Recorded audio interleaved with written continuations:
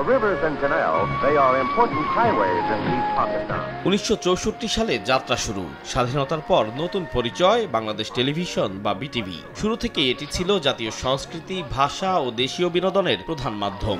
আসসালামু আলাইকুম, বাংলাদেশ টেলিভিশন। 80 ও 90 দশক ছিল বিটিভির সোনালী সময়। নাটক, শিশুদের অনুষ্ঠান, ম্যাগাজিন শো সবই মানুষের দৈনন্দিন জীবনের অংশ ছিল।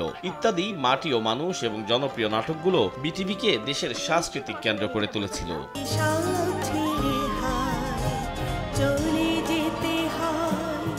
90-এর শেষে বেসরকারি টিভি আসার পর বদলে যায় মিডিয়া বাজার। বিটিভির একচেটিয়া জনপ্রিয়তা কমতে থাকে। তবে সবসময়ই ক্ষমতাসীনদের প্রোপাগান্ডা মেশিন হয়ে কাজ করার অভিযোগ রয়েছে প্রতিষ্ঠানটির বিরুদ্ধে। ক্ষোভের চূড়ান্ত বহিঃপ্রকাশ ঘটে 2024-এর গণ অভ্যুত্থান ও গণ আন্দোলনের সময়। ক্ষুব্ধ ছাত্র জনতা আগুন দিয়ে পুড়িয়ে দেয় টিভি ভবনের ও যানবাহনের একাংশ।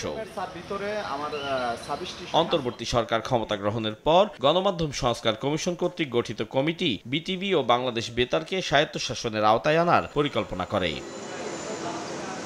এর বিরোধিতা করে বিটিভি কর্মীরা বুধবার এক মানববন্ধনের আয়োজন করেন। মানববন্ধনে বক্তারা বলেন, জনগণের হয়ে কাজ করার সুযোগ দেবে সরকার, এর বেশি সংস্কার বা স্বায়ত্তশাসনের কোনো প্রয়োজনীয়তা দেখছেন না তারা। স্বায়ত্তশাসনের আওতায় আনার পরিকল্পনাকে এফডিসির মতো বিটিভিকে অকার্যকর করার পায়তারা হিসেবেই দেখছেন তারা। দেশের উন্নয়নের কাজে লাগানোর জন্য বাংলাদেশ টেলিভিশন রাষ্ট্রায়ত্ত থাকা উচিত।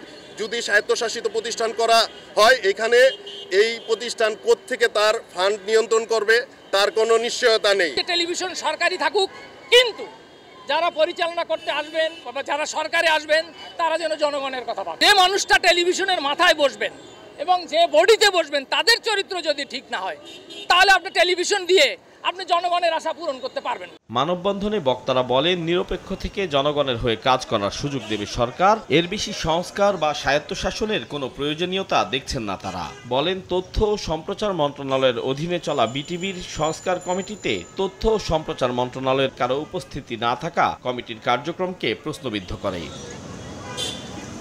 আতাউর কাউসার, সময় সংবাদ, ঢাকা।